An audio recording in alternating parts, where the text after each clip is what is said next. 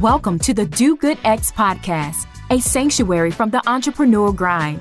Hosts Kimberly Danielle and Stephen Lewis, advocates for impactful entrepreneurship, guide you on the path where purpose meets business. Join us to slow down, reconnect, and explore the challenges of under-resourced entrepreneurs, uncovering the unique journey of building businesses that make a difference. Now, your host.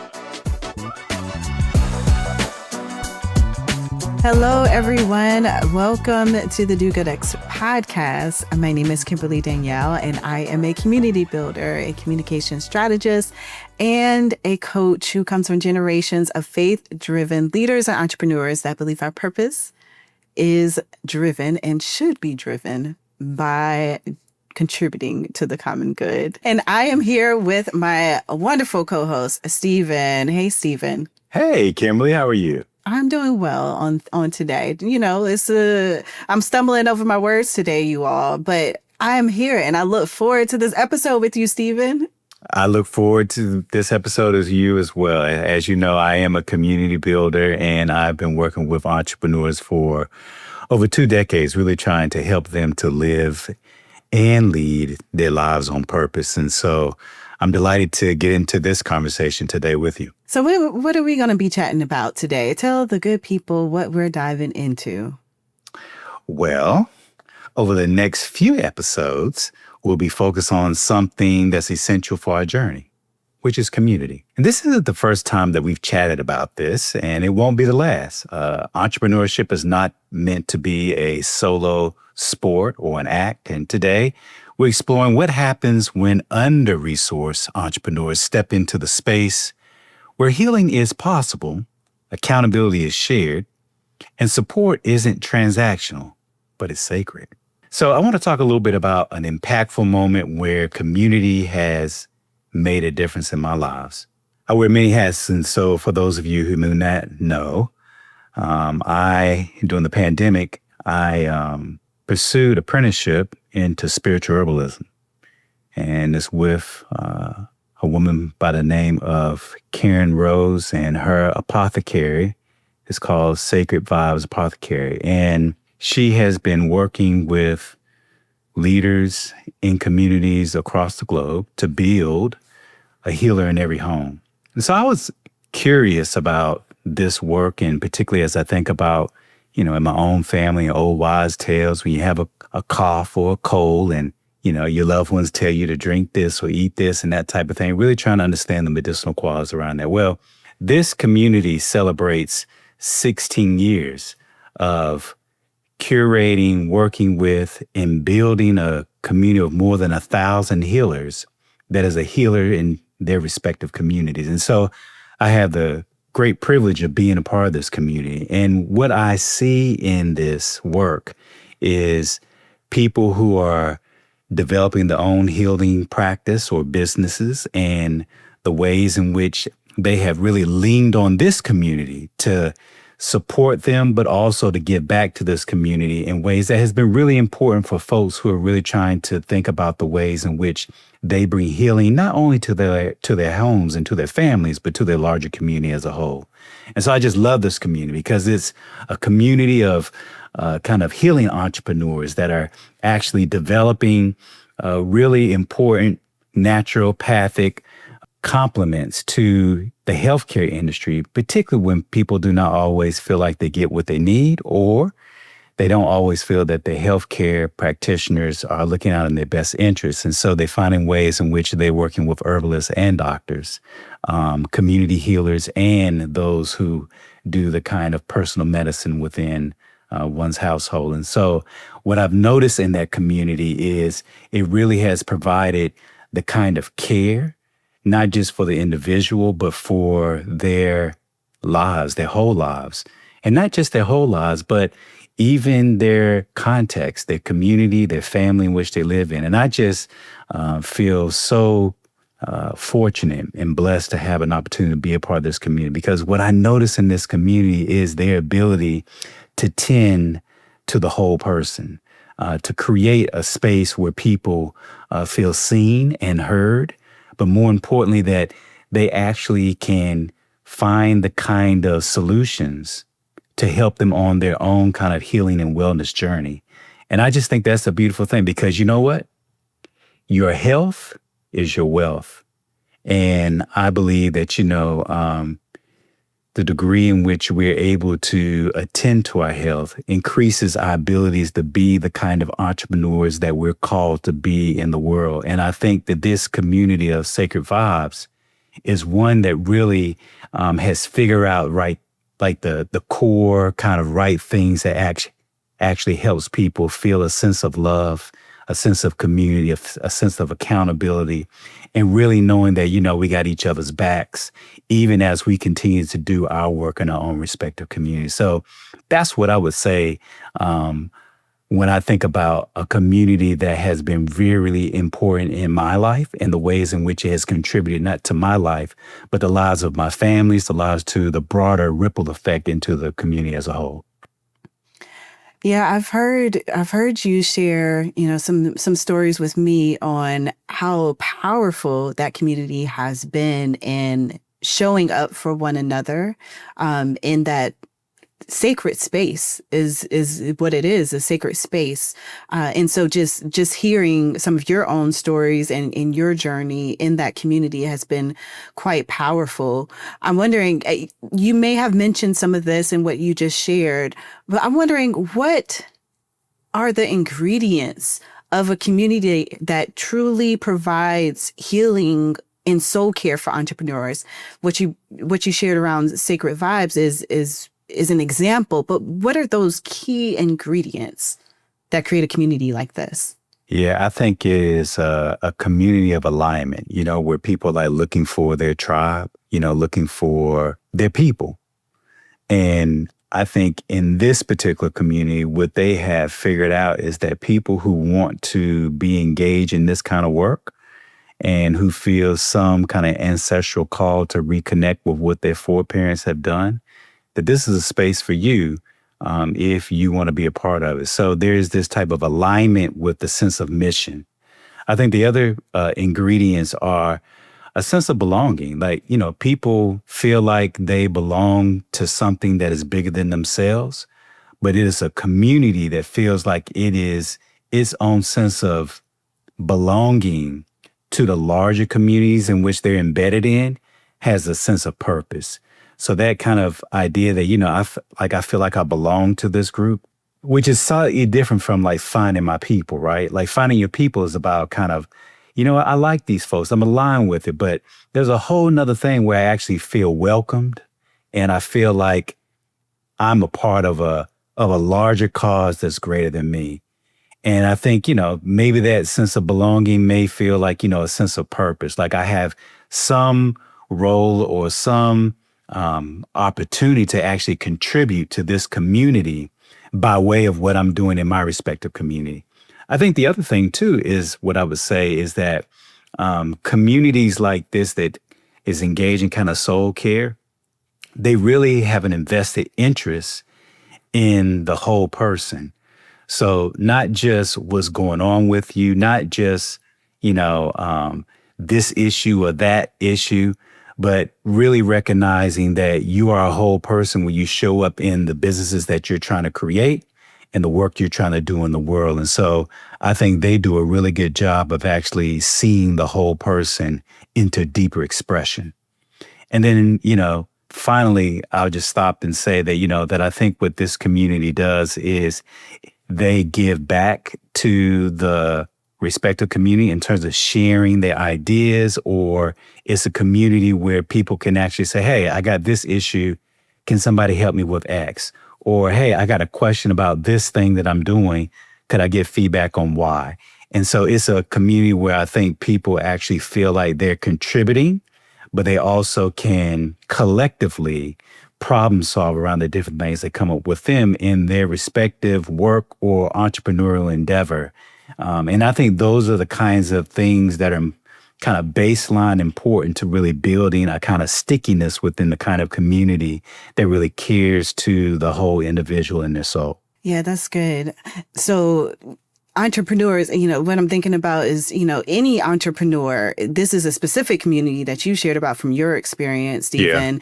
Yeah. And for any entrepreneur, especially what I've seen in Do Get X, we all desire, entrepreneurs, you founders desire a space for belonging, the spaces of alignment. And like you said, Stephen, it's not just about finding your people. It's about aligning with a deeper sense of purpose. I'm connected with this community who is aligned with something that's bigger than just us.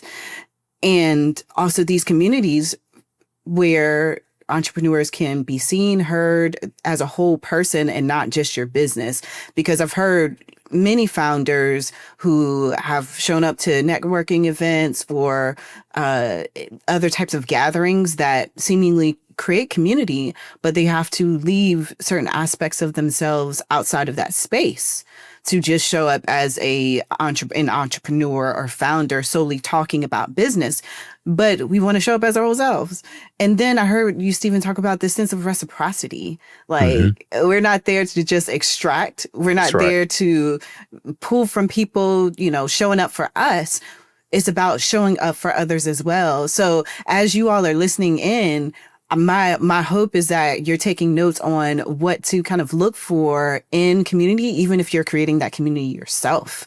Like, this is a baseline to truly have this sacred space, because it's hard. It's hard out there. It's hard. Especially in a time such as this. And entrepreneurship can take a toll on your emotional, your spiritual, and your mental health. And so having a community like this who gets it and holds space in ways that you are seen, heard, and cared for is so valuable. I want to kind of pivot a little bit and talk about accountability in a community, because that is so important as well. That's another aspect of community that is valuable, that can be very valuable. And this accountability is a way where you can have some momentum in your business, because you have people calling you out. It can help to drive your progress. Now, I know some of y'all out there don't want to be called out. I don't want to be called out sometimes, but it's being called out and held accountable to what it is that we say we're going to do that can truly be beneficial to the trajectory of your work and your business. I think about, we have Do Get X, we hold monthly calls with our alums. And recently, the most recent one, there was one alum that shared what her intention is for the next 30 days. And I said, okay, I can't wait to check in 30 days and see what progress you've made. And she's like, oof, I don't know if I want to show up for that one. I said, if you don't show up, I know that you did not do what it is that you said you're going to do. But I'm confident that she's going to show up. But yes, it can help to drive you to get those things done, meet your goals, meet your intentions. And then there's that sense of encouragement in the accountability. Oh, you're having a challenge? You can still do it, because I've seen you do X, Y, Z. And it can lift you up and be a reminder that you are capable. You are more than capable. So there's so much power in that. And in building a level of accountability in this community, it can help to create positive habits that you can take on and use, not just within your business, but your personal life. There's that sense, again, what Stephen mentioned around reciprocity, that mutual growth, and providing a space where you can be vulnerable and, again, show up as your whole self.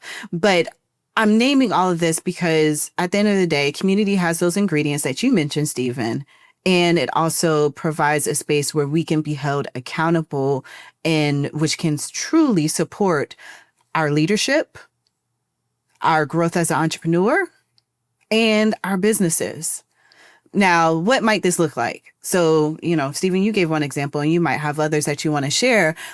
It can also look like masterminds. I know some folks who are part of masterminds, and it has been incredible for their journey with entrepreneurs that are around their same stage and entrepreneurs that are in later stages or in earlier stages, having that mix.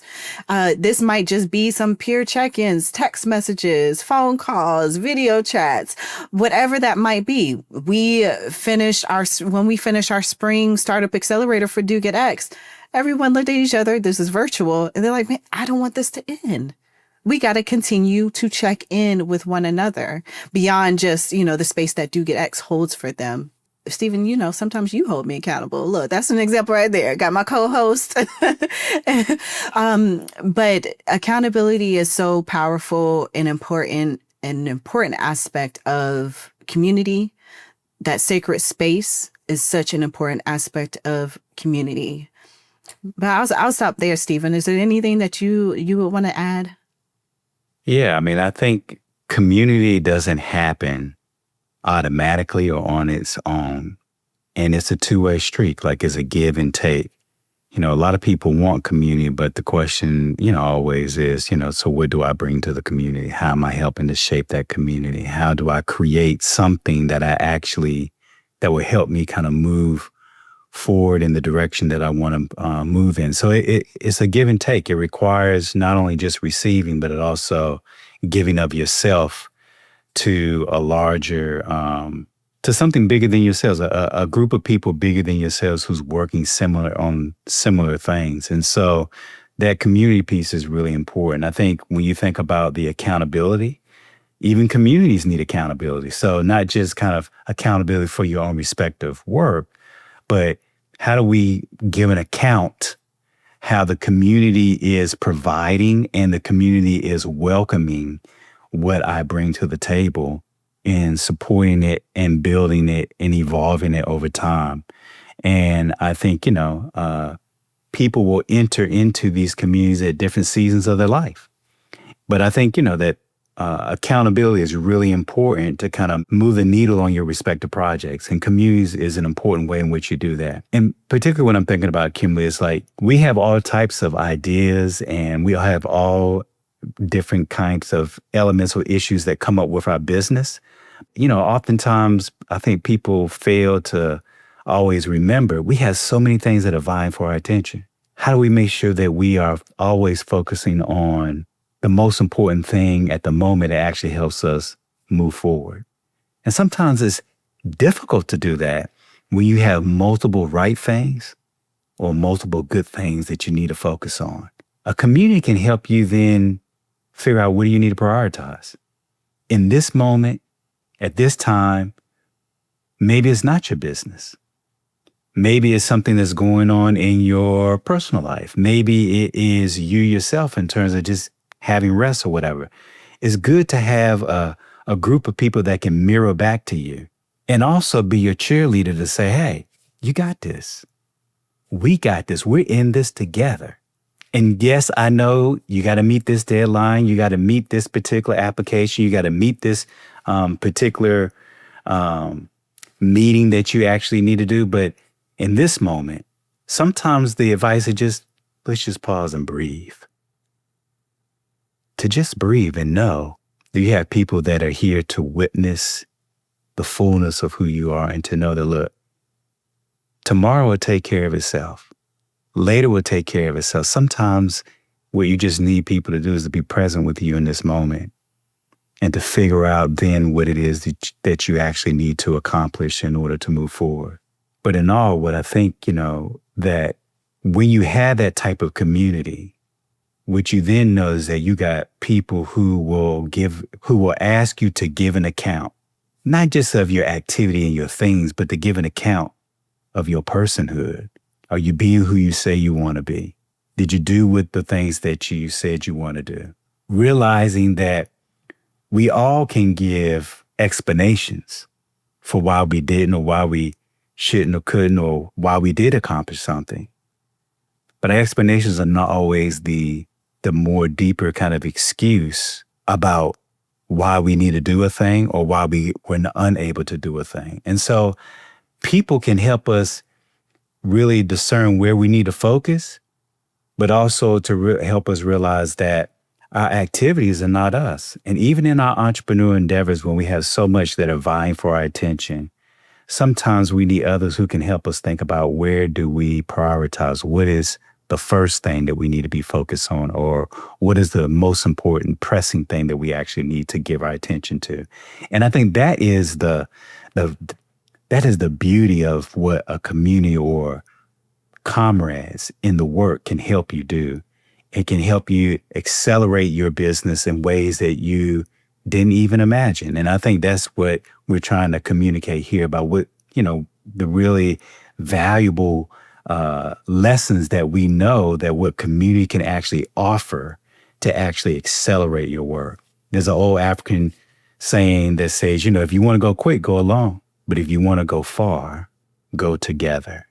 Entrepreneurship is not meant to be a solo sport, but if we do it with others and team, because that which we are called to do and activate in the world has to be bigger than our own lives, our own selves, our own particularity in terms of what it is that we want to accomplish.